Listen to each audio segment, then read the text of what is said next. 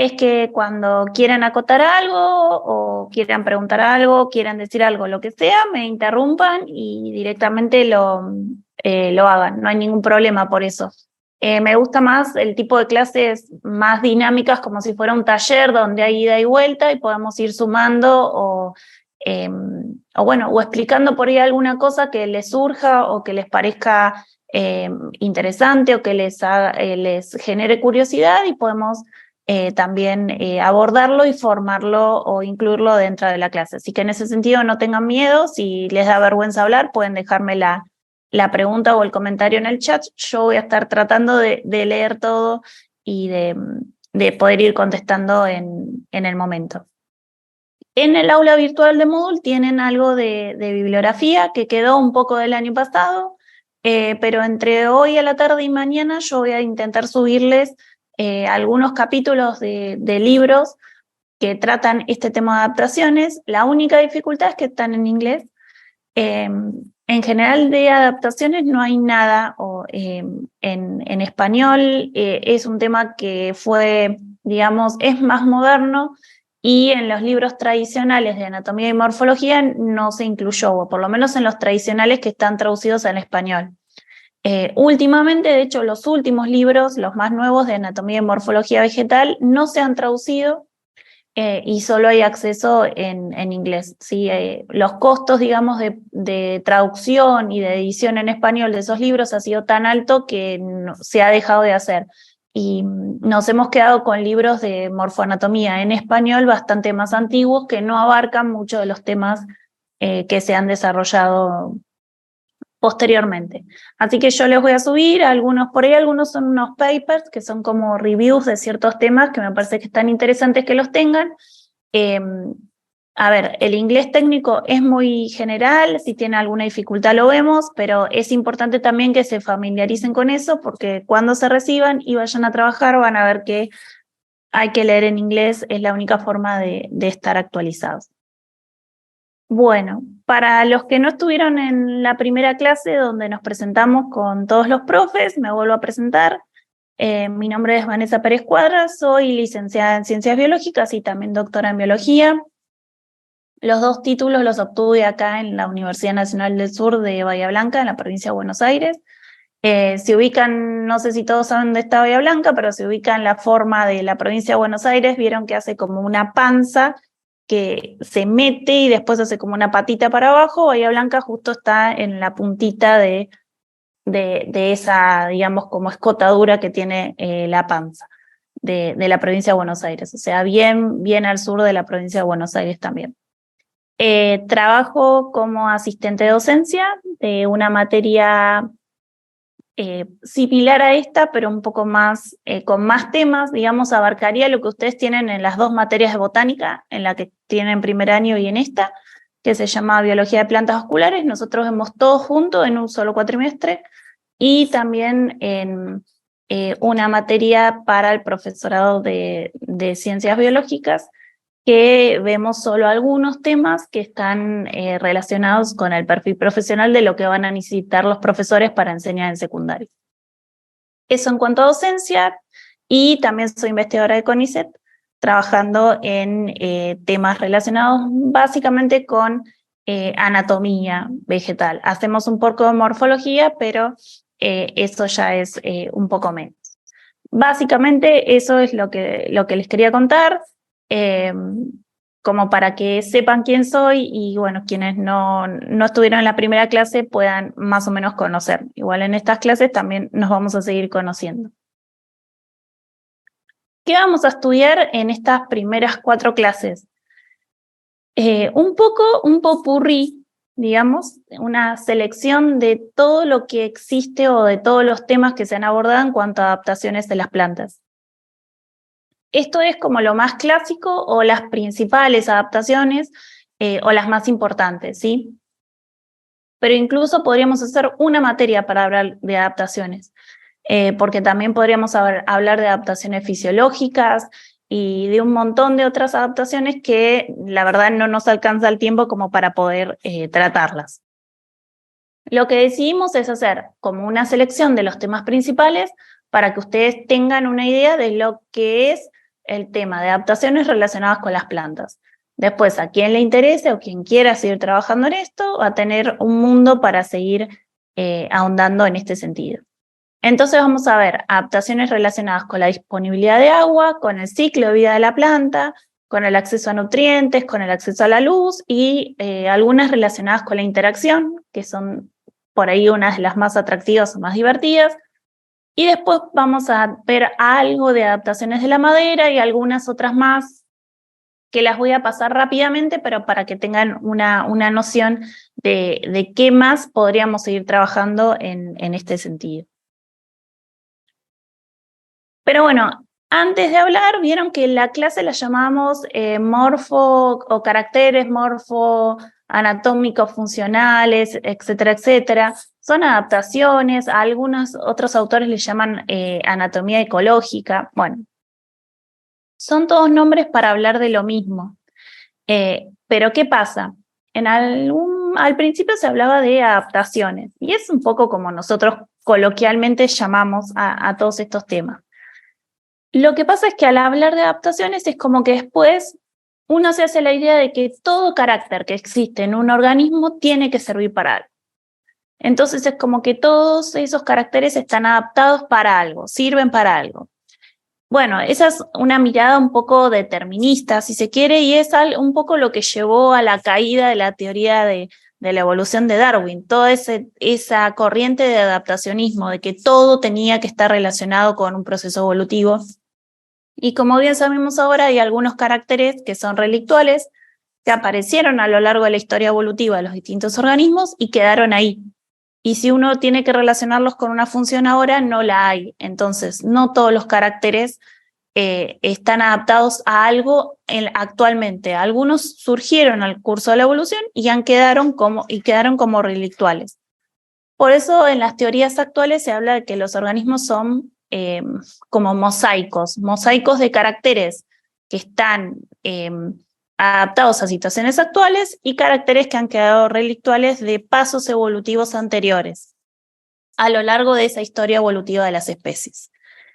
Llámenle como quieran, estamos hablando de lo mismo, por eso van a ver, por eso puse varios nombres, para que vean nombres más modernos con esto de caracteres funcionales, unos nombres más antiguos como adaptaciones, vamos a estar hablando siempre de lo mismo. Entonces, ¿qué es una adaptación o qué es un carácter morfofuncional?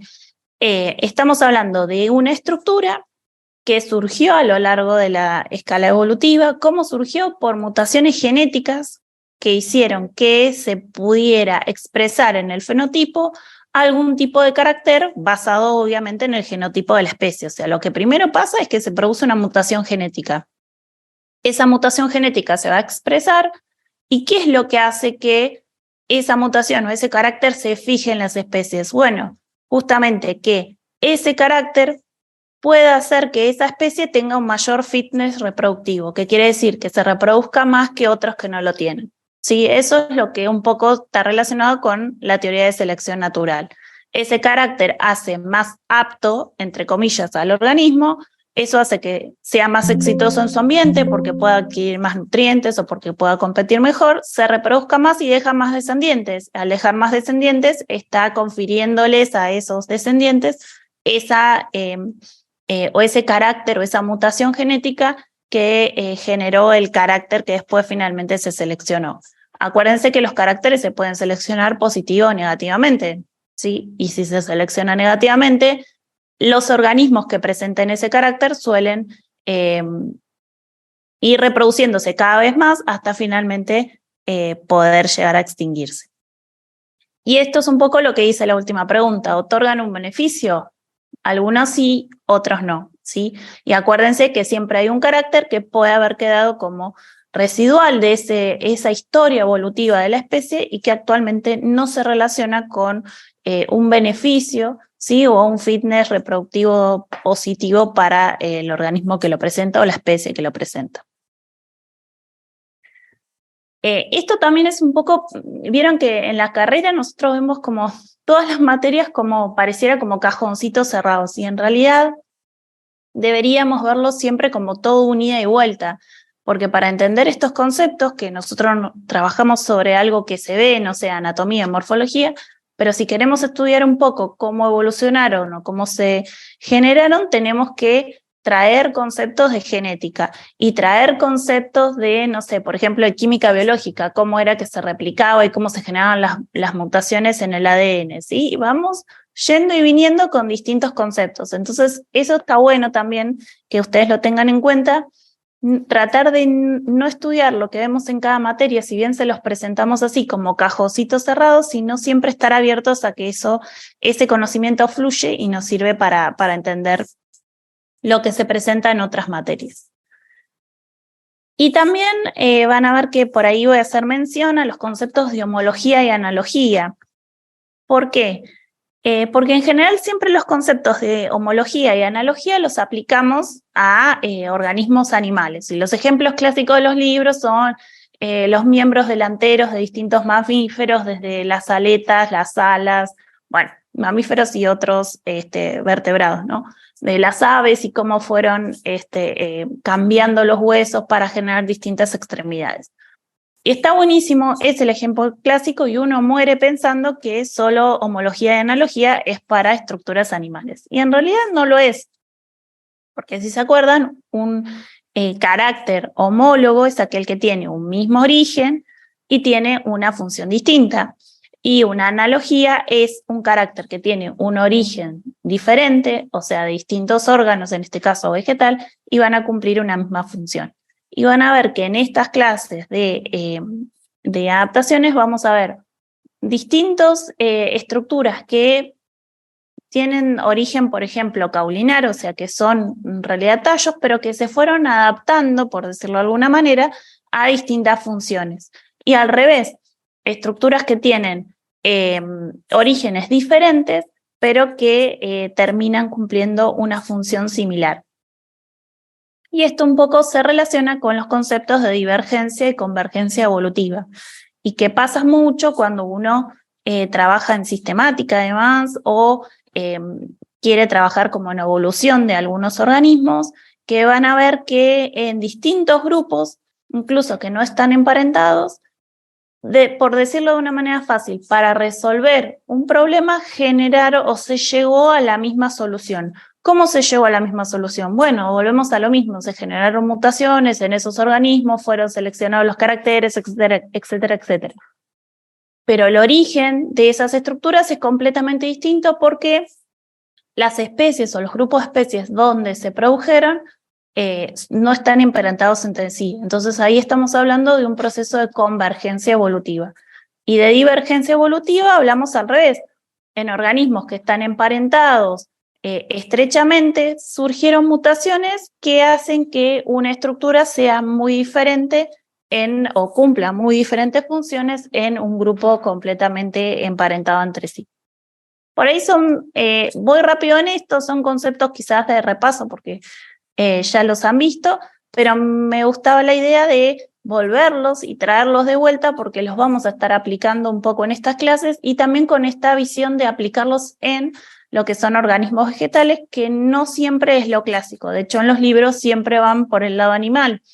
Son los ejemplos más estudiados y demás, y muchas veces en evolución, en las clases de evolución, también se trabaja mucho sobre conceptos animales, y no tanto sobre vegetales, cuando sí también aplica y tenemos que estar conscientes de que también podemos pensar a las plantas en ese sentido. Bueno, y la última, que era un poco lo que yo les decía, adaptaciones, caracteres funcionales, y que hablamos un poco de lo mismo.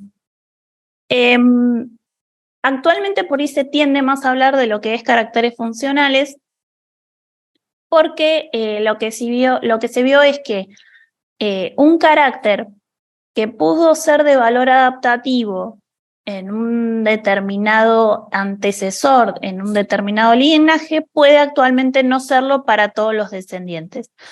Entonces hablamos de que cuando ese carácter está funcionando y le confiere una ventaja o tiene una función específica en la planta, es un carácter funcional, mientras que cuando ese carácter está presente en la planta pero no funciona así, queda como relictual, como para hacer esa diferencia.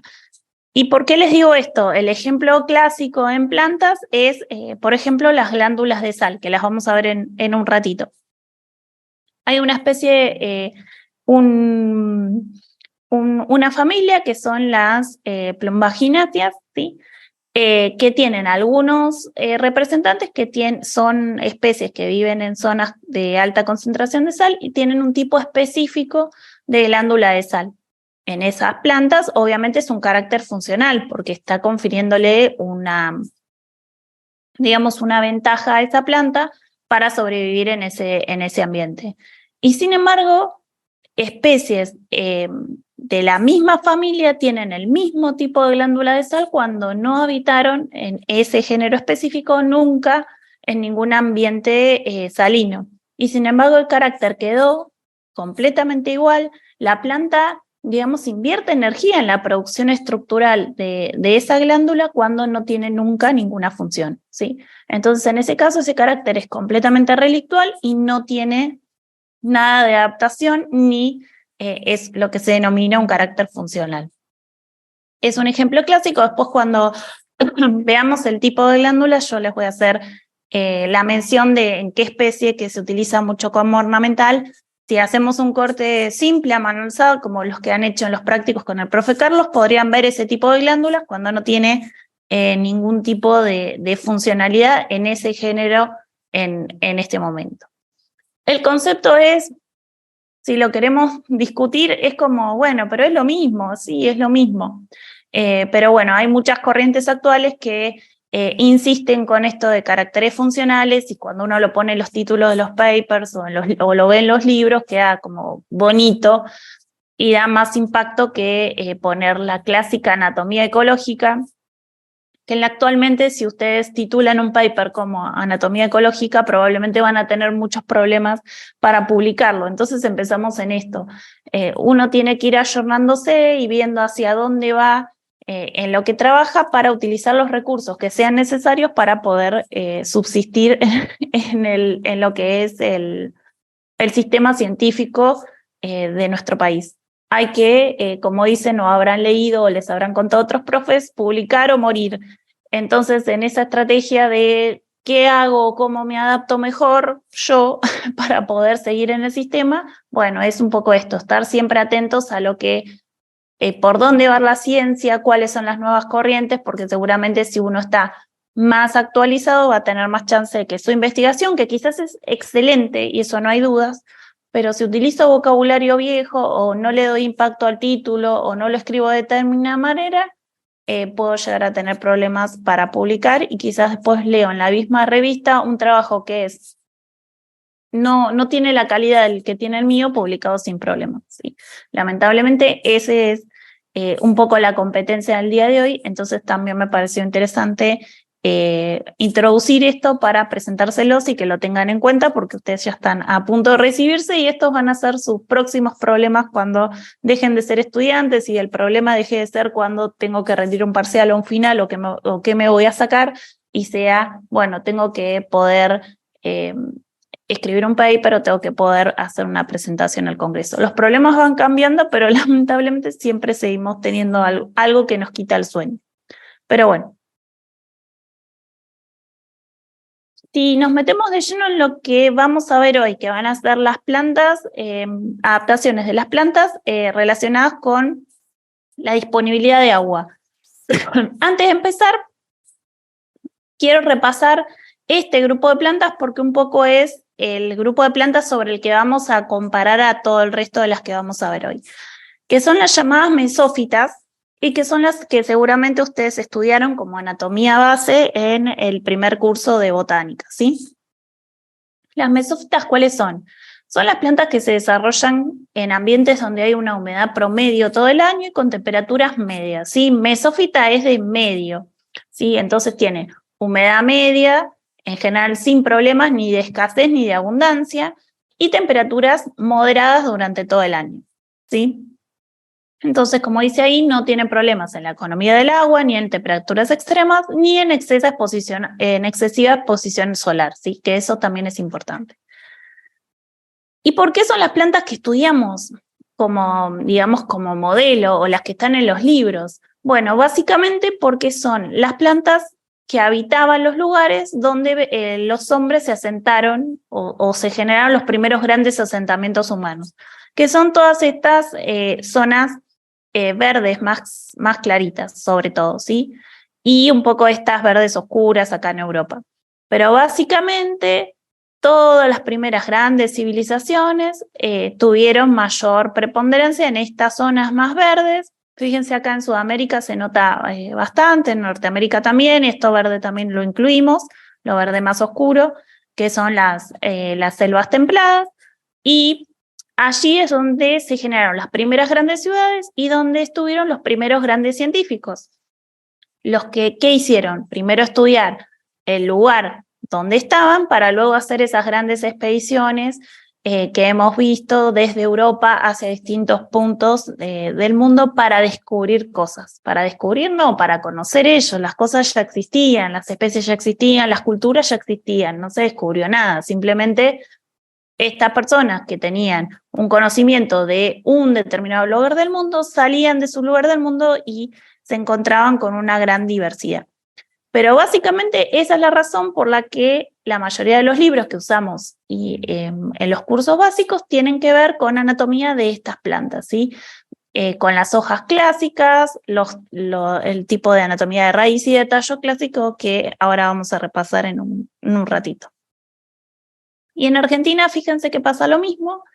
Básicamente en estas zonas verdes es donde se encuentran las mesófitas, ¿sí? Y en la mayoría del país hay otro tipo de plantas. Plantas que van a tener adaptaciones relacionadas con dificultades diversas. Incluso podemos hablar de altura, sequía, escasez de agua por acá, abundancia de agua por acá. Acá también no tanta altura, pero sí vientos muy fuertes y vamos a tener grandes exposiciones al sol. Acá ustedes allá en el norte también. O sea que tenemos la mayor parte de nuestro país con una flora que excede a lo poquito que se sabía al comienzo del desarrollo de las ciencias. Por suerte ahora tenemos investigadores en todas las partes del país y se sabe un montón, muchísima de nuestra flora, que es riquísima en cuanto a diversidad y a características y súper interesante.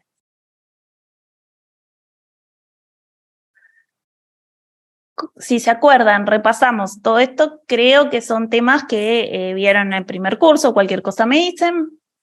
Hojas, en general de las especies mesófitas, tienen hojas simples o compuestas de un tamaño mediano. La característica clásica va a ser el mesófilo dorsiventral, empalizada hacia la epidermis abaxial y esponjosa hacia la abaxial. Los estomas ubicados mayormente en la epidermis abaxial, como ven ahí. ¿Sí? Cutículas delgadas. Básicamente esa es la estructura clásica de una hoja mesófita, por eso seguramente muchos de ustedes se deben estar acordando de esto cuando lo vieron en el primer curso, es la anatomía clásica de hoja que siempre se presenta. Los tallos con médulas grandes, ¿sí? Si pensamos, los haces vasculares están bien cercanos a la epidermis, hay una corteza bastante delgada, y en el caso de las raíces vemos una corteza bastante amplia y las estelas más chiquitas en el centro. Eso es lo clásico de una especie mesófita. Y es lo que vamos a usar de comparación con algunas de las especies que vamos a ver hoy.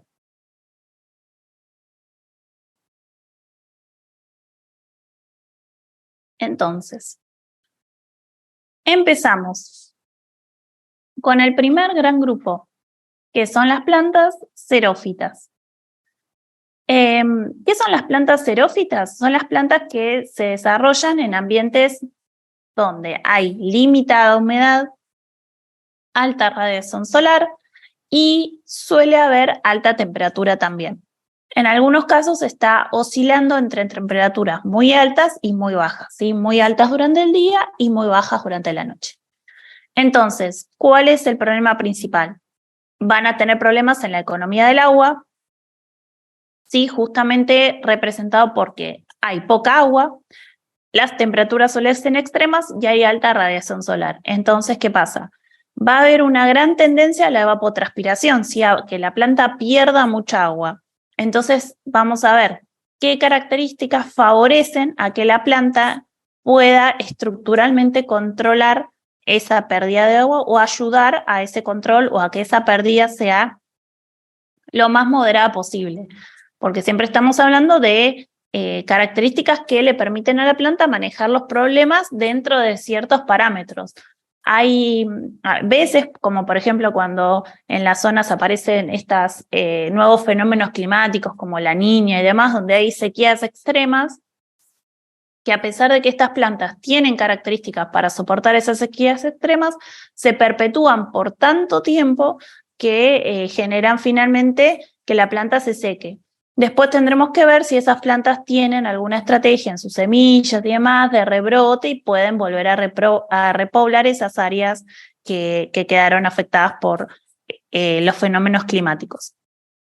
Y eso es importante que también lo tengan en cuenta porque es algo que estamos empezando a ver, pero probablemente con los cambios tan drásticos climáticos que se están generando debido a la acción del hombre y demás, probablemente en varios años más, porque los procesos evolutivos tienen tiempos que no son los tiempos humanos, pero próximas generaciones quizás puedan llegar a ver un proceso o el resultado de un proceso evolutivo por esta presión que se genera por estos nuevos fenómenos climatológicos. Y eso es toda una nueva rama de la biología que seguro va a empezar a tener más auge en estos años, estudiar cómo estos procesos climatológicos o estos fenómenos están afectando a un montón de organismos, no solamente a las plantas, pero siempre tengan en cuenta que las plantas suelen ser los primeros organismos o los que se usan como indicadores para estudiar estos fenómenos. ¿Por qué? Por el simple hecho de que no se pueden mover. ¿Sí? Un animal puede, si la condición no es la adecuada, puede huir, puede esconderse, puede cambiar de ambiente. Sin embargo, las plantas no tienen esa capacidad. Sí sus semillas, pero estamos hablando ya de una nueva generación. Pero de las plantas que están arraigadas, solamente pueden tratar de persistir en ese ambiente, adaptarse o morir. ¿Sí? No hay otra opción. Entonces son muy buenas como indicadores para todo este tipo de fenómenos. Ahí me fui de tema, vamos a volver. Me suele pasar, ustedes me dicen si me voy demasiado. Bueno, en cuanto a raíces de xerófitas, siempre, esto vale para todas las adaptaciones, las raíces siempre van a ser los órganos que van a tener o que van a acumular o que van a tener menor cantidad de adaptaciones. ¿Por qué? Es un órgano que tuvo un proceso evolutivo, pero después de que se ha llegado a una cierta constitución básica en determinados grupos, no ha sufrido mayores cambios, ¿sí? A lo largo de la historia evolutiva. Y eso básicamente es porque todas esas mutaciones que se fueron generando en algunos organismos dieron como resultado una estructura que funcionalmente es, digamos, perfecta y estable. Entonces no ha sido, o no ha sufrido mayores cambios a lo largo de este proceso, solo algunas mínimas características. Y es por eso que en general se suelen dejar, cuando se hacen estudios de adaptaciones, las raíces no suelen ser el órgano más estudiado.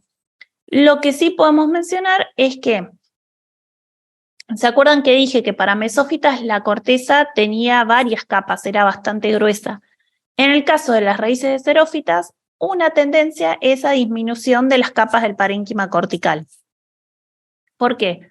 Porque hay tan poca agua que lo importante es que la poca agua que se pueda absorber por parte de la raíz rápidamente llegue a la estela y se encauce hacia las partes aéreas, ¿sí?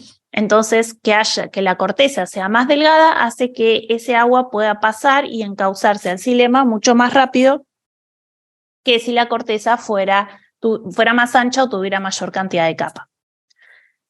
Después, lo que sí vamos a ver es que todos los órganos aéreos, tallos y hojas van a acumular mayor cantidad de características adaptativas.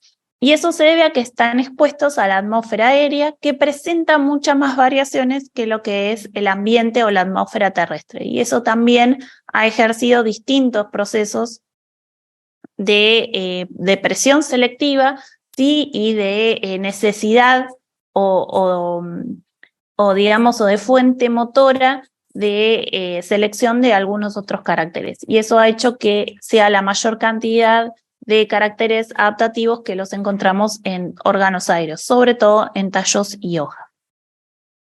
¿Qué vamos a encontrar en los tallos? Cutículas gruesas, acuérdense que hay que proteger el agua que ingresó a la planta, entonces la cutícula va a ser más gruesa. La corteza va a ser, a diferencia de lo que pasa con la raíz, la corteza en los tallos de mesófita será bien delgada, si se acuerdan la foto anterior. Ahora vamos a ver esta tendencia de cortezas mucho más gruesas. ¿Por qué? Porque esa corteza gruesa hace que se proteja el agua que ya ingresó a la planta y que no sea tan fácil que se pueda perder por evaporación. En general, los tallos tienen abundante desarrollo de tejido de sostén porque eso ayuda a la estructura de las plantas, ¿sí? Siempre las plantas pueden mantenerse erguidas por dos caminos. Puede ser por presión osmótica, que es lo que pasa en la mayoría de las suculentas, tienen gran cantidad de agua y eso es lo que le da rigidez y estructura a sus tejidos, o tener abundante desarrollo de tejidos de sostén, como en este caso, salvo algunas especies de suculentas que son xerófitas, pueden seguir esa estrategia. La mayoría lo que hace es seguir otra estrategia, que es el desarrollo de tejidos de sostén, que hablamos de fibras y esclereides.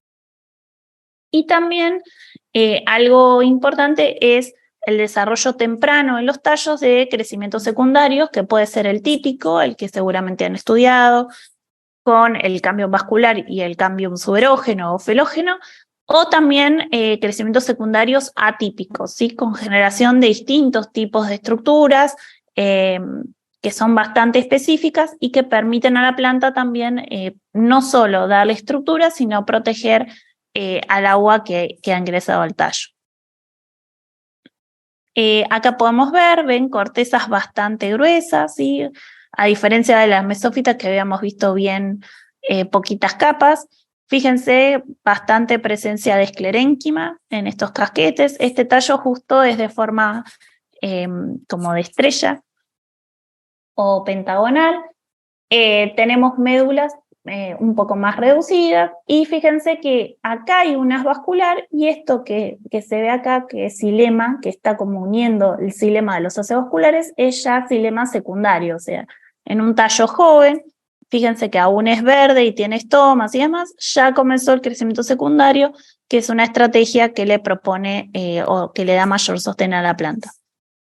No tengo un mayor zoom, pero créanme que además este tallo acá tiene una endodermis. Si bien la endodermis es una característica de raíz y tiene una función en las raíces, algunos tallos presentan endodermis, y sobre todo en tallos de xerófitas se dice que también protege al agua que está dentro del xilema para que no pueda escapar por evaporación a través de los otros tejidos.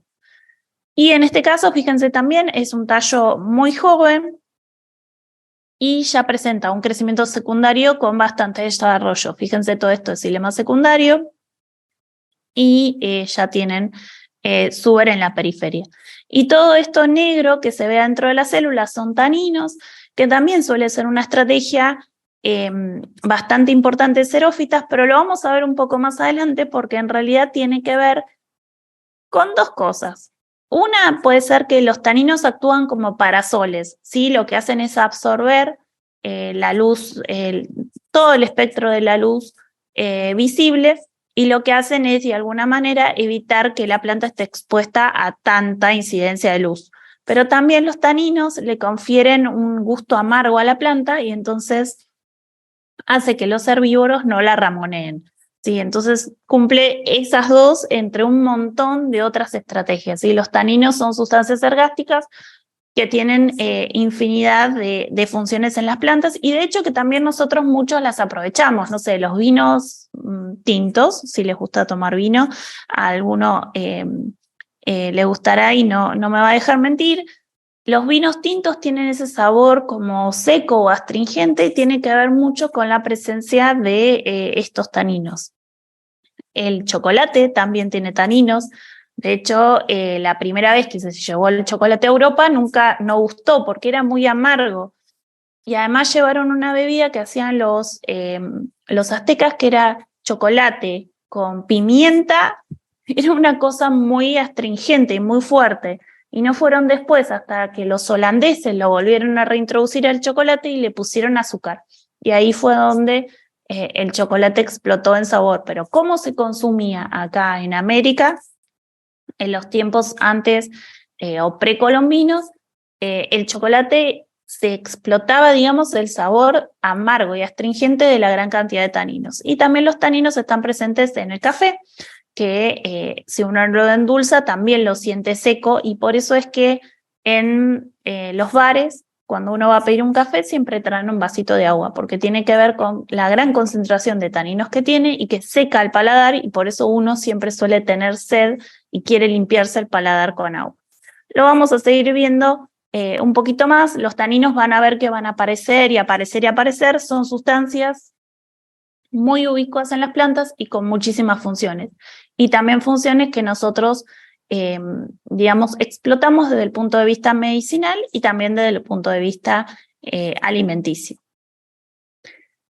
Acá tienen ejemplos de lo que sería un crecimiento secundario atípico. No voy a entrar en mayores detalles, pero el tallo joven rápidamente comienza a desarrollar gran cantidad de esclereidas. Fíjense acá, lo que se ve acá, todo esto no es xilema, es una matriz de esclereidas en las que están inmersos haces vasculares. Ese es un tipo de crecimiento secundario anómalo, acá, o atípico, acá lo pueden ver. Son haces vasculares del crecimiento secundario. Rarísimo. Seguro que siempre le dijeron los haces vasculares son del crecimiento primario. De hecho, yo también siempre lo digo a mis alumnos acá, hasta que descubrimos que puede existir esta posibilidad de crecimiento secundario atípico, donde lo que quedan es como que el cambio, en el lugar de ser un anillo, son puntos. Quedan puntos de cambio, entonces produce algo similar a lo que serían haces vasculares, que en este caso son del crecimiento secundario y están inmersos en esta matriz de fibras o de esclereidas. Lo que hace esto que, al estar inmersos en células con paredes gruesas y muertas, hace que lo que se está conduciendo en los haces vasculares no se pueda perder por transpiración. O sea que la función en realidad de ese crecimiento secundario es proteger, otra vez, proteger el agua para que no se escape. Sí, eso es lo principal en todo este grupo de plantas. Y en cuanto a las hojas de las xerófitas, vamos a ver también muchas estrategias. En general hay una disminución del tamaño, ¿sí? En lugar de tener hojas gigantes, van a ser mucho más chiquitas, o incluso ni siquiera llegan a ser medianas como una mesófita, ¿sí? Se reduce muchísimo el tamaño. Ahora les voy a mostrar unas fotos. Las cutículas vuelven a ser gruesas. Hay estomas protegidos, que pueden estar protegidos por estar hundidos o pueden estar protegidos por pelos. Aparecen las epidermis multiestratificadas, o sea, no hay solo una capa clásica de epidermis, sino que hay varias capas. Hay tricomas que pueden estar presentes en gran cantidad y le dan el aspecto a las hojas como blanquecino, o pueden estar esclerificados, ¿sí? Entonces, al estar esclerificados, las paredes, esa célula está muerta, entonces una célula que está muerta no puede transpirar. Entonces es una forma de reducir la transpiración. Suele haber hipodermis, ¿sí? Que es una capa que se encuentra por debajo de la epidermis con ciertas características que lo que va a hacer nuevamente. Siempre lo que estamos pensando es en obstáculos para que el agua no se escape. Esas hipodermis pueden en general tener células de paredes gruesas, en algunos casos también pueden estar esclerificadas y ser células muertas, entonces otra vez una célula que está muerta no puede transpirar. Seguimos en ese sentido. También vamos a ver gran desarrollo de tejidos de sostén. Empiezan a aparecer las variaciones en cuanto a las estructuras de mesofilos. Por ahí no es tan clásico que las hojas tengan mesófilo dorsiventral, aparecen otras posibilidades. Y aparece el tejido acuífero. Ese tejido acuífero es un parénquima que se especializa en almacenar agua, es característico en hojas de suculentas, pero también aparece como pequeñas vainas o pequeñas bandas en algunas otras especies, y que también la función es que en algún momento que la planta pudo absorber más agua, mantenerla y almacenarla en un lugar para que no se pierda sobre todo en épocas en las que no haya agua para absorber. Vamos a ver algunos ejemplos.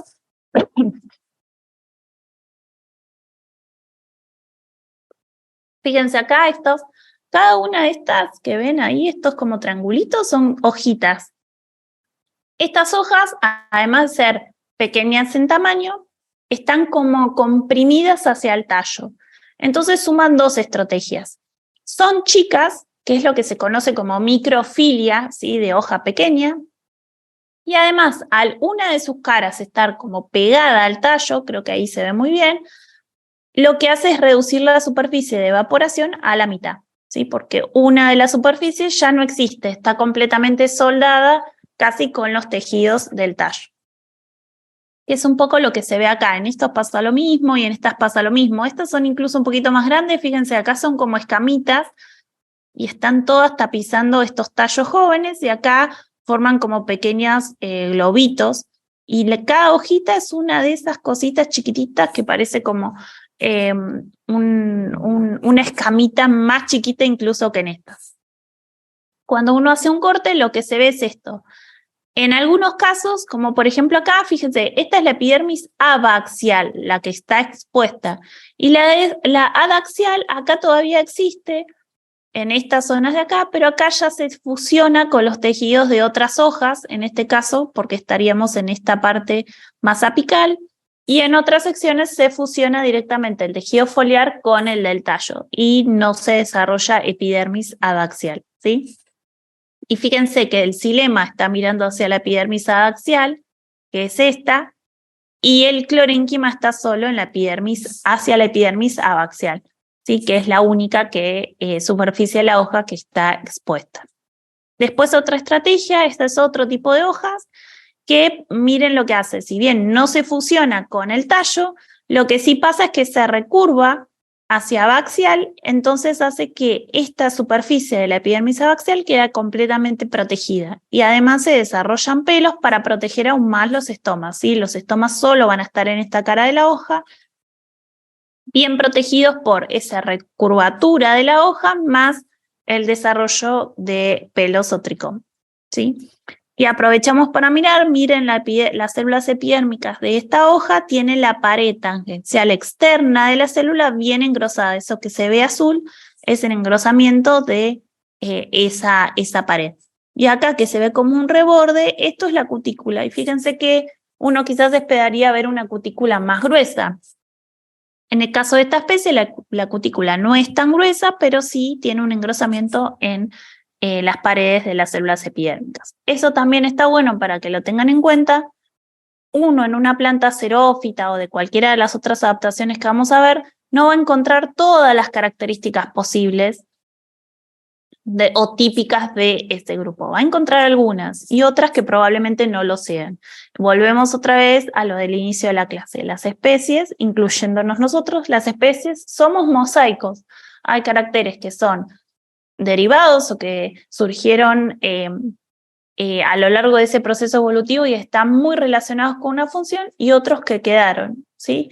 Que no serían los esperables o que no tienen la función específica más esencial, como sería en este caso tener una cutícula gruesa. Pero la planta soluciona, entre comillas, esos problemas a través de otras estructuras.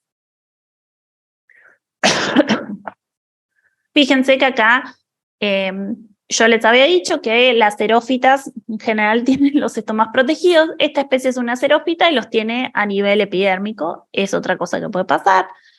Acá sí los vemos protegidos. Fíjense que tienen estas células que son muy globosas y las células anexas de los estomas son más pequeñas en altura.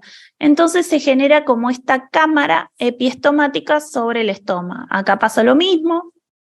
Y en este caso se genera esta capa por las papilas que tienen estas células anexas. Y fíjense acá, sí, esto que se ve, bien gruesa la cutícula, bien gruesa la pared también de la célula, que es todo esto verde que se ve, y esto rosita que se ve como si fuera un reborde, es la cutícula.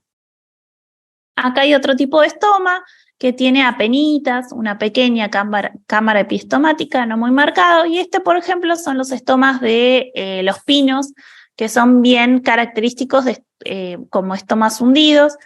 Fíjense, las células anexas tienen esta forma y las oclusivas quedan por debajo del nivel de esas anexas.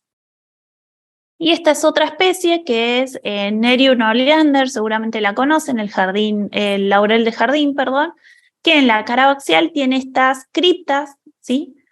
Y dentro de estas criptas se encuentran los estomas, y como habíamos visto en la especie anterior, que también tenía una curvatura de la hoja, se desarrollan gran cantidad de pelos. Entonces, estas criptas protegen a los estomas y además presentan pelos que los protegen aún más. Pero si miramos, justo no puse una foto con más zoom, pero lo van a poder ver en el práctico, porque les mandamos unos preparados al profe Carlos, así que lo van a ver. Ven, acá están los estomas. Y si ustedes miran, adentro de la cripta, el estoma está sobrelevado del nivel de la epidermis. O sea que fíjense, tanta estrategia para protegerlo, pero aún así el estoma está sobrelevado del nivel de la epidermis para poder exponerse a esa atmósfera de la cripta y poder realizar el intercambio gaseoso. Acá vemos diversidad de pelos. Fíjense, todo esto que se ve acá, todo esto son pelos, y ahí abajo se ven las células epidérmicas y las células oclusivas de los estomas. En general, cuando los pelos son de paredes delgadas, hay en muchísima cantidad en xerófitas. Y cuando hay pocos, como en este caso, esclerifican las paredes, que es lo que les había dicho antes. ¿Para qué? Para que esa célula esté muerta, entonces una célula que está muerta no transpira. Y en algunos casos, como esta especie, tienen muchísimos pelos y esos pelos están todos esclerificados, ¿sí? Digamos, de alguna manera compendia las dos estrategias. Y aprovecho esta fotito de acá, miren esto, toda esta capa de células es una hipodermis. Esta hipodermis tiene paredes engrosadas, o sea que también son células que van a estar muertas a la madurez y de alguna manera también van a impedir la pérdida de agua. ¿Y por qué les decía o marcaba como importante que si los pelos tienen paredes primarias, ¿sí?, delgadas, tienen que estar en mucha cantidad? Porque entonces van a formar lo que se conoce como capa límite. Cuando hay mucha cantidad, esos tricomas lo que van a hacer es captar como una atmósfera. Se genera como una microatmósfera diferente a la atmósfera general a la que está expuesta la hoja. Entonces, en esta zona donde se encuentra esa gran cantidad de tricomas, porque pensemos que acá está la epidermis y los tricomas tienen una determinada longitud, entonces toda esa longitud que ocupan los tricomas muy densos genera lo que se llama capa límite, y en esa capa límite las condiciones de humedad y de temperatura de alguna manera varían mucho más lentamente de lo que varían en la atmósfera general.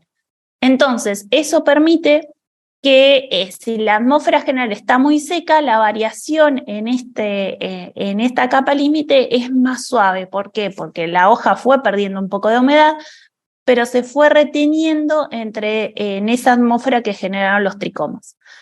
Es una estrategia que utilizan muchas plantas, no es lo más usual, de hecho solo algunas tienen estas grandes densidades de tricomas como para generar esta estrategia, pero es una estrategia muy, muy interesante. Y fíjense, acá puse un dibujito, no para que lo miren ni nada, pero para que lo estudien, perdón, pero para que vean, hay un montón de tratamientos físicos de lo que pasa o los fenómenos que pasan en esta capa límite. Hay muchos físicos que trabajan en esto porque se generan, como dice ahí, capas de turbulencia, y entonces en una capa es más constante, las otras son más fuertes. Bueno, tiene todo un estudio a medida que esa capa límite va aumentando. Fíjense que esta es más delgada. Han medido las distintas capas límites según la longitud de los tricomas que la forman. Las más delgadas tienen ciertas características, las más gruesas son las que generan características más interesantes, porque justamente estos fenómenos de turbulencia hacen que el aire por supuesto, el aire va a tener humedad porque va a tener agua en suspensión, genera turbulencia, entonces hace que no se escape tan rápido como en una capa límite menor grosor. O sea, tiene todo un tratamiento impresionante y es algo que incluso uno podría pensarlo en un trabajo interdisciplinario. Podemos trabajar botánicos con físicos para tratar de resolver o de entender cómo la planta está resolviendo un determinado problema. Y esto es algo interesante. Muchas veces a todos nos atraen más los animales, obvio. Yo tampoco pensé en trabajar en plantas y lo que les digo a mis alumnos siempre de acá también, no es que me encantan las plantas, pero me gusta trabajar con ellas. Si yo hubiera tenido otras posibilidades, quizás no hubiera trabajado con ellas. Pero siempre, como pasa en biología, uno se abren las puertas y uno no las deja pasar, porque no se sabe cuándo se vuelve a abrir. Y realmente hoy no puedo decir que no me gusta en lo que trabajo. Me gusta lo que trabajo, quizás no las hubiera elegido como primera opción, pero lo que quiero decirles es que las plantas tienen como una complejidad para resolver sus problemas muchísimo más difícil de interpretar que en los animales, por el solo hecho que un animal puede moverse en general. Entonces, muchos de los problemas los animales los resuelven cambiando de ubicación, o guareciéndose en una cueva, o no sé, cambiando de rama en un árbol. ¿Se entiende? En cambio, la planta tiene un montón de situaciones de las que debe adaptar sus mecanismos, su funcionamiento y demás sin poder moverse. Y la cantidad de complejidad de procesos químicos, físicos, físico-químicos que están pasando en una planta para resolver distintas situaciones es increíble. Y es lo que hace que sean objeto de estudios por muchos grupos interdisciplinarios. Y eso me parece que está súper interesante. Y es lo que de alguna manera hizo que yo me quedara trabajando con plantas, que a pesar de que quizás no hubieran sido mi primera opción, sí me parecen muy interesantes como objeto de estudio y hoy es a lo que me dedico hace ya 18 años desde que empecé con el estudio en las primeras plantas con las que trabajé.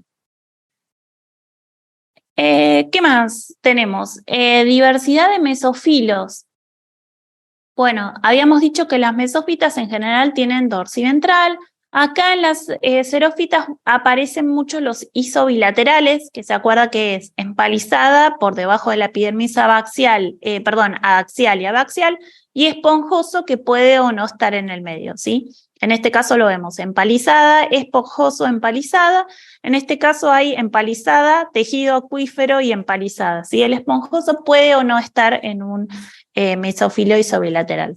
Y acá vemos un dorsiventral clásico, empalizada y esponjoso. Y también siempre pensamos, o los ejemplos que solemos encontrar en los libros y con los que trabajamos son siempre de eudicotiledonias o dicotiledonias, según la clasificación que usen, pero acuérdense que siempre hay monocotiledonias en todos los ambientes, son sobre todo monocotiledonias gramíneas, son especies súper ubicuas, y en este caso podemos encontrar como en este caso, una tipo festucoide con mesófilo difuso, ¿sí? Acuérdense de la vaina mestomática y la vaina parenquimática. En general, en los ambientes xerófitos suelen aparecer gramíneas tipo festucoide o gramíneas tipo eragrostoide. Son las que presentan mayores adaptaciones relacionadas con ese ambiente. Las panicoides suelen estar relacionadas con ambiente de alta humedad. Y acá las suculentas, ¿sí? Que si uno piensa en un ambiente seco, piensa en un desierto y piensa en un cactus, obviamente, pero no todos los cactus son, no solo suculentos son los cactus, ¿sí? Acuérdense que todas estas especies que ven acá abajo son suculentas y no son cactus. Así que eso también está bueno para tenerlo en cuenta y también son habitantes de lugares muy secos. Y esta especie, que es una suculenta y no es un cactus, se llama Soadivaricata, y la característica que tiene, fíjense, gran desarrollo de tejido acuífero, es ese parénquima que yo les decía, especializado en reservar agua, y también por los que se los quería mostrar, es que vean, acá hay una capa de clorénquima, ¿sí? Todo alrededor. Y esta que ven abajo es una vaina que tiene los cloroplastos en U. ¿Sí? Está recorriendo todo por debajo del clorénquima. Esta planta tiene estructura Kranz. Si se acuerdan, la estructura Kranz o en corona, típica de planta C4, pero es una estructura Kranz rara, porque si se acuerdan, la típica tenía cada haz vascular una vaina y clorénquima radiado sobre esa vaina. En este caso hay una vaina general a todos los haces vasculares y el clorénquima radiado por fuera de ella.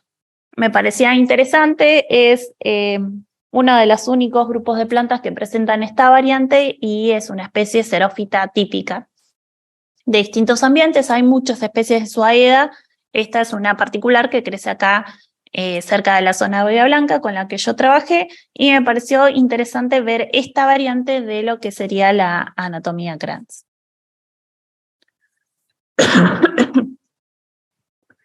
Y en algunos libros lo van a encontrar como xerófitas, en otros libros lo van a encontrar como otro grupo de plantas aparte. En general, lo que se está aceptando en la actualidad es que las halófitas son un tipo de xerófitas. ¿Por qué? Porque también tienen problemas con la escasez de humedad, la alta radiación, y a todo esto lo que se le suma es la alta concentración de sales en el suelo, ¿sí? Entonces, si bien en algún momento se las trataba como completamente separadas y como otro grupo, en la actualidad se las considera un tipo especial de xerófitas, porque además de todos los problemas de los xerófitas, que ya son un montón, tienen el problema de una gran cantidad de sales disueltas en el suelo.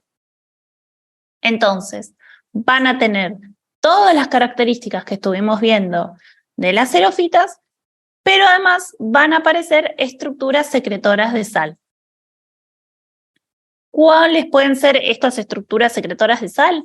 Bueno, pueden ser tricomas, estos son los característicos de A triplex, que fíjense, cuando hacemos los cortes histológicos, y estos también los van a ver en el práctico con el profe Carlos, se ven así, todos rotos, porque son tan tenues, tienen las paredes muy delgadas, la cabeza globular, y acá dentro de esta cabeza se están acumulando los cristales de sal. Cuando el cristal de sal es completamente grande, esta célula se rompe y queda depositado el cristal sobre la superficie de la hoja. Para nosotros hacer este tipo de cortes usamos distintos químicos, y esos químicos en algún punto son un poco fuertes para ciertas estructuras, y en el caso de estos tricomas se rompen completamente. Si ustedes pueden tener una hojita de triplex y hacer un corte a mano alzada, los van a poder ver a estos tricomas sin que estén completamente rotos. Y acá aprovecho, esto es lo que yo les decía de la anatomía Kranz, la clásica, el haz vascular con la vaina alrededor y el clorenquima radiado sobre esa vaina, a diferencia de lo que vimos en Suaeda, que era una vaina general.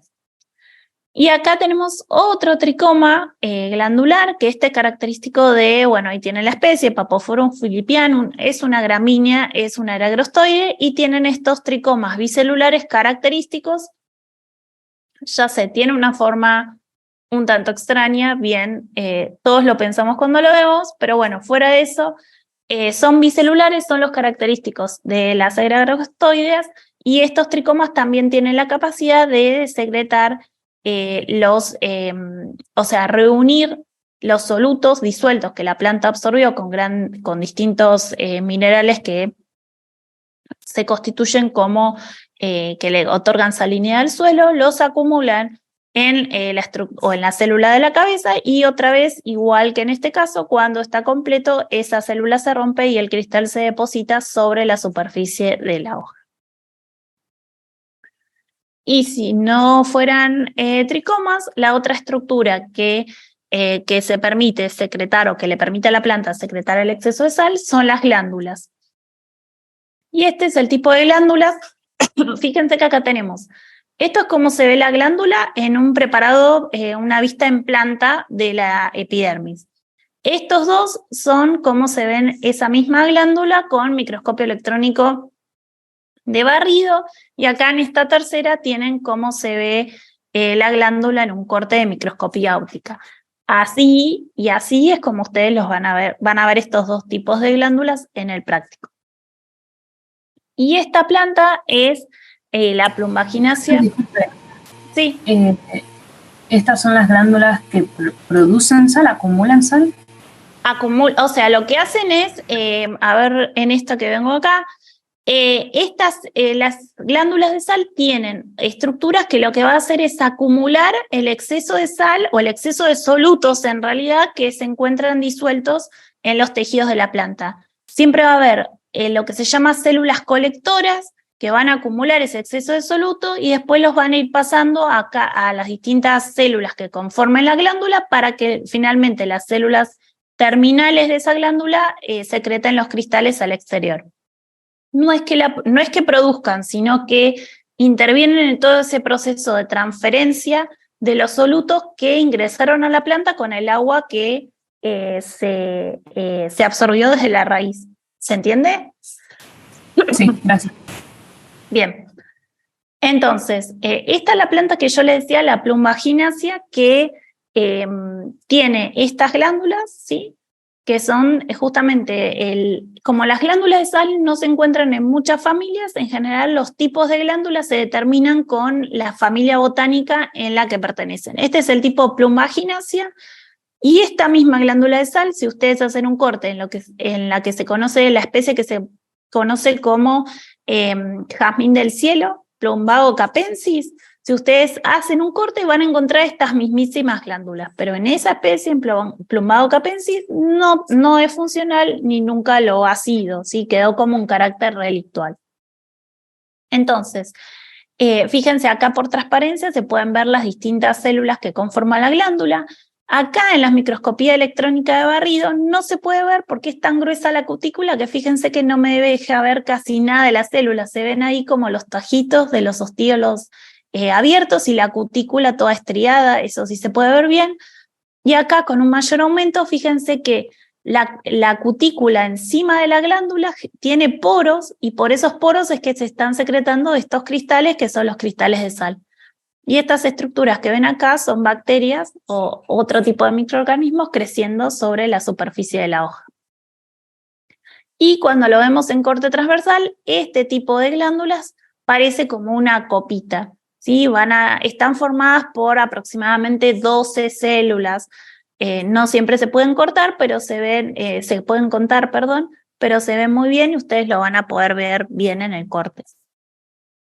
Y este es otro tipo de glándula de sal. Otra vez, lo hacemos a través de un peeling, que creo que ustedes no sé si ya hicieron o van a hacer en los próximos prácticos. Se extrae solo la epidermis y se pone bajo un microscopio. Fíjense, acá está la glándula de sal, acá hay otra. Acá no se ve porque está hundida, ¿sí? Se ve solo el agujerito y la glándula estaría debajo. Esta es una foto de microscopía electrónica de barrido y acá están las glándulas, ¿sí? Fíjense, llenas de cristales que han secretado. Y en un corte transversal se los ve, en este caso las glándulas están formadas por 3 pares de células, ¿sí? Estas van a ser las células colectoras, las que van a recibir todos los solutos, y después estas van a ser las encargadas de secretar los cristales hacia el exterior de la hoja. Este tipo de glándulas que tiene siempre esta estructura se llama tipo frankeniácea, ¿sí?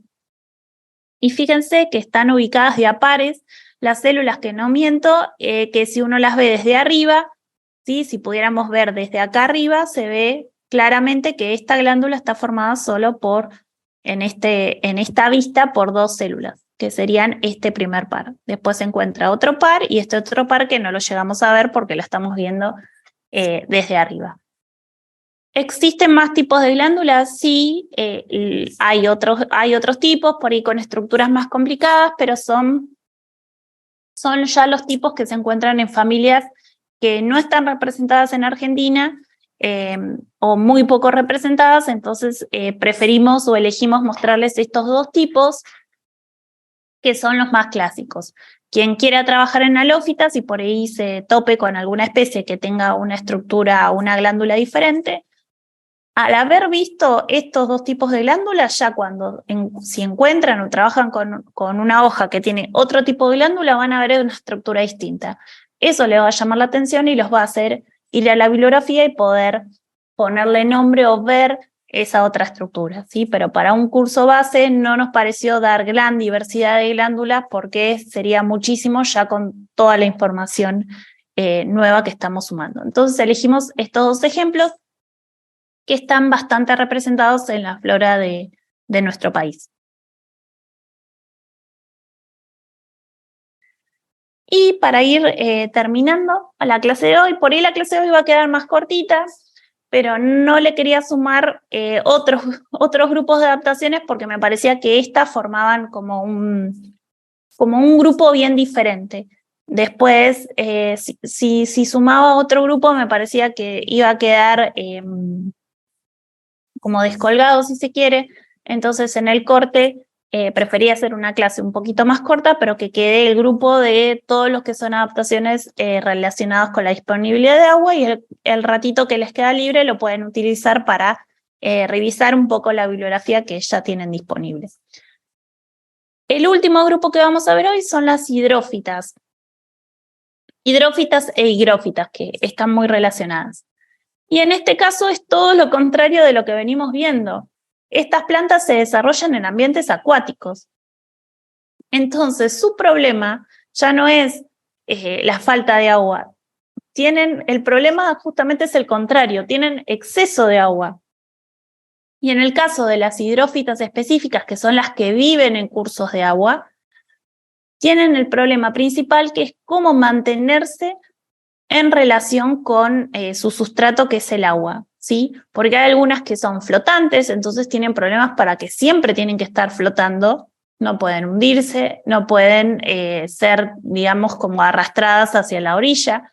Hay otras que flotan a media agua, entonces tienen que siempre mantener esa posición. Otras son arraigadas, sumergidas completas, ahora lo vamos a ver. Aunque parezca muy loco, estas plantas tienen ese problema. El exceso de agua les genera problemas que hace que puedan tener dificultades para mantenerse en ese ambiente bien determinado donde deben vivir. Y acá están un poco las variedades de lo que serían las hidrófitas. Tenemos las que son litorales, ¿sí? Como esta y estas, que fíjense, están arraigadas en el sustrato en la tierra, pero esta tierra va a estar muy anegada y la parte basal de las hojas, incluso de los tallos, también va a estar anegada. Después tenemos estas que están también ancladas al sustrato, tienen los tallos o los pecíolos sumergidos, pero las hojas van a ser flotantes. Después son las que están arraigadas y completamente sumergidas, ¿sí? Tanto las hojas como los tallos están completamente sumergidos y no emergen a la superficie. Las que flotan a media agua, o sea que no están arraigadas en ningún tipo de sustrato, simplemente flotan. Después acá tenemos unas similares a estas primeras, pero que no llegan, o sea, son más bajas si se quiere. Estas nuevamente tienen algunas hojas que son flotantes y otras son sumergidas. Fíjense, estas son completamente flotantes y acá tenemos algunas que son flotantes pero están arraigadas. O sea, tenemos infinidad de variaciones en cómo se relacionan las plantas con ese sustrato, que acá en realidad es dual, porque es un poco el agua, pero también, acuérdense, en estas opciones que son arraigadas y sus raíces están en la tierra, que esa tierra tiene una gran cantidad de agua, con lo que hace que muchas veces sea un ambiente anóxico, entonces también tenemos otras dificultades. Vamos a ver algunos ejemplos. Quien le interese después trabajar con plantas acuáticas va a poder ahondar en esto, pero si no sería inmanejable la cantidad de información. Entonces vamos a elegir algunos ejemplos que son bien importantes. Por ejemplo, las plantas que son completamente flotantes son las únicas plantas que tienen cloroplastos en todas las células epidérmicas. Si se acuerdan, las mesófitas, las xerófitas, las hidrófitas, todo el resto de plantas terrestres solo tienen cloroplastos en las células oclusivas de los estomas. En este grupo de plantas, toda la epidermis tienen cloroplastos justamente porque las hojas son solamente 2 epidermis, ¿sí? Y una vascular en el centro. o en el centro, entre medio de esas epidermis. No presentan mesófilo, entonces sí o sí esas células tienen que tener cloroplastos para poder hacer la fotosíntesis. Fíjense acá una fotito donde se ven la célula epidérmica, acá hay otra, y adentro se encuentran todos los cloroplastos. Esto es exclusivo de este tipo de plantas, ¿sí? Las flotantes completas. Las flotantes completas que tienen hojas reducidas, porque por ejemplo después podemos tener algunos lotos y demás, que ahí ya sí tienen una estructura un poco más desarrollada y en ese caso sí van a tener mesófilos en las hojas. Y otra estrategia que vamos a ver, esta es común a la mayoría, por eso la elegimos para presentarlos, es que presentan aerénquima, ¿sí? Aerénquima es ese parénquima especializado que puede tener esta disposición, que fíjense que están formando como células todas globosas, ¿sí? Que van delimitando un espacio aéreo u otro aerénquima que ahora vamos a ver en la siguiente diapo. Pero fíjense, en este caso tenemos esta estructura y delimitan estos espacios aéreos, fíjense acá también en hojas. En este caso no es el arénquima el que delimita estos espacios, sino es el clorénquima esponjoso, ¿sí? Acá lo rotula como arénquima, pero en realidad si lo miramos tiene cloroplastos, o sea que en este caso es ese clorénquima que está desarrollando una función algo así como si fuera una arénquima. Y en este caso también tenemos, no se llega a apreciar, pero estas son células como no tan redondeadas y lobulares como estas, son un poco más alargadas y también delimitan espacios aéreos en el arénquima. ¿Para qué se genera el arénquima? Bueno, justamente para retener aire y poder, digamos, contrarrestar el ambiente anóxico, ¿sí? Sobre todo en raíces o en tallos sumergidos. Pero entonces usted podría decir, bueno, pero si tiene tanto aire, se llega a romper un pedacito porque lo engancha un pez o porque lo engancha, no sé, un remo o el hélice de algún motor. Corta el tallo y empieza a ingresar agua por todas estas cavidades, la planta se hunde completa y muere. Bueno, para que eso no pase, en general estas plantas tienen una estrategia. ¿Qué es lo que ven acá? Este tallo está cortado a la mitad y fíjense que hay bichitos y nos están cayendo. Lo que hay cada tanto espacio, digamos, o cada tanta longitud entre estos espacios aéreos es lo que se llama diafragma.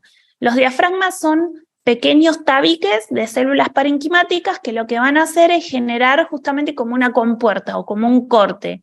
Entonces, ¿qué pasa? Si se rompe el tallo en algún lugar, va a entrar agua en una determinada sección, entre un diafragma y el siguiente, pero no va a seguir entrando por toda la cavidad aérea. Eso está determinado por las distintas plantas que cada tanta longitud se desarrollan esos tabiques. Y es una estrategia para evitar que si hay alguna rotura o demás, la planta comprenta se hunda. Probablemente se puede hundir un tallo, pero el resto de los tallos o ramificaciones que tenga esa planta pueden salvarse, ¿sí? Lo mismo pasa en estos espacios aéreos de las hojas. Y como ven acá, esto pasa realmente en algunas especies, hay algunos insectos y demás que han atravesado, ¿sí? Esta es una planta que es emergente. Entonces, por algún lugar han introducido a través de algún aparato ovopositor los huevos en estas cavidades y estos insectos se desarrollan dentro de esos espacios aéreos. Y acá dentro hay aire y mucho no se sabe porque son pocas plantas donde pasa esto, pero existen muchos grupos que están tratando de estudiar cómo es que el insecto cumple su ciclo ahí adentro y después qué pasa con él. Si es alguna estrategia específica frente a alguna condición ambiental o demás. Todavía no está muy dilucidado, pero porque bueno, cuesta trabajar con ellos y cuesta encontrar las plantas que los presentan y demás, pero existen algunos insectos que viven dentro de las cavidades aéreas, ahí sí de plantas emergentes, ¿sí? No de plantas sumergidas. Y el otro tipo de erénquimas se los voy a mostrar acá, con estas que son higrófitas, ¿Cómo separamos a las hidrófitas de las higrófitas? Bueno, las hidrófitas ya las vimos, viven bien en relación con el agua, y las higrófitas es de higro, humedad, las hidro es de hidro, agua. En este caso, las higrófitas están en ambientes que son terrestres y muy húmedos, sí, con exceso de humedad todo el tiempo. Y ahí estamos hablando básicamente de las selvas, muy lluviosas, ¿sí? Entonces, ¿qué estrategias vamos a encontrar en estas plantas? Bueno, justamente lo contrario de lo que veíamos en xerófitas. Hojas muy, muy grandes. Miren, células epidérmicas que acumulan gran cantidad de agua, ¿sí? Como en este caso. Estas son células buliformes de algunas especies de ciperáceas que habitan en las selvas, y estas células acumulan gran cantidad de agua. O sea, la planta lo que tiene que hacer es ver qué hace con ese agua en exceso que está continuamente entrando por las raíces y que no puede evapotranspirar porque la atmósfera ya está cargada en un 100% de humedad. Entonces hay que ver ese agua, limitar el ingreso, pero igual de todas maneras algo sigue ingresando. ¿Qué hace la planta con eso? Y muchas plantas tienen estas estrategias que es un fenómeno de gutación, que quizás en alguna mañana de verano les dejo como tarea si tienen ganas. Cuando esas mañanas de verano que están muy húmedas, si miran el pasto, sobre todo el césped, en la punta de la lámina van a soler ver una gotita de agua. Estas gotitas las exuda la planta a través a través de estructuras que se llaman hidatodos. Los hidatodos son como estomas más grandes, pero la constitución es igual, y en este tipo de plantas que están sometidas a un exceso de humedad, es una estrategia común que, sobre todo en las mañanas, aparezcan con gotitas de agua en los bordes o en los márgenes, que es lo que hace que puedan de alguna manera liberar ese exceso de agua.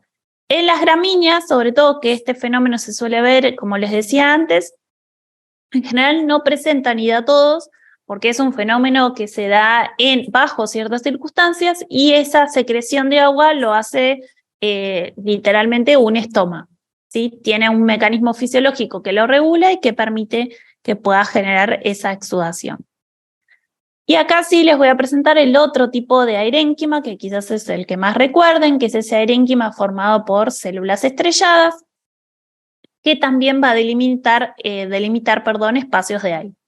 En muchas hojas es común que el aerénquima presente o esté atravesado por esclereidas, porque suele ser un tejido que no otorga demasiado soporte a las hojas. Entonces suele estar, digamos, como apuntalado por un tejido de sostén, y ese suele ser estas esclereidas que se las ve como atravesando las células del aerénquima y dando soporte a ese tejido. Acá también se ven. Otro tipo, y en general suelen ser siempre astroesclereidas, ¿sí? Estas con esa forma estrellada. Y en algunas otras hojas no hay aerénquima, y lo que se generan son cavidades de aire. Y esas cavidades de aire se generan por ruptura del parénquima. En esta zona, en una hoja joven, hubiéramos visto muchas células de parénquima, y cuando esa hoja madura, esas células se rompen literalmente y se genera una cámara de aire. En este caso, el aerénquima y las cámaras de aire tienen la misma estrategia que vimos en hidrófitas: poder mantener aire para evitar o contrarrestar, digamos, esta falta de oxígeno debido a los ambientes muy, muy húmedos. Y creo que eso es todo por ahora, por hoy. En realidad, el miércoles seguimos. Cualquier duda, tienen en el Moodle un apuntecito que está en español, muy sencillo, pero básicamente con las cosas que hemos hablado hoy. Y después voy a intentar hoy a la tarde, si no mañana, les voy a subir a algunos pedacitos de libros y algunos trabajos para que puedan profundizar un poco más de los temas quienes les interesen. Lo básico que se va a tomar en el parcial es esto, pero bueno, siempre quien se interese o puedan leer un poquito más, siempre mejor, porque les va a dar más soltura a la hora de poder contestar a cualquier pregunta que pueda surgir en un examen. Cualquier duda me pueden escribir por mail o si no me mandan un mensajito al grupo, y si no, los espero el miércoles de esta semana a las 5. También nos encontramos en vivo, acuérdense, por el link que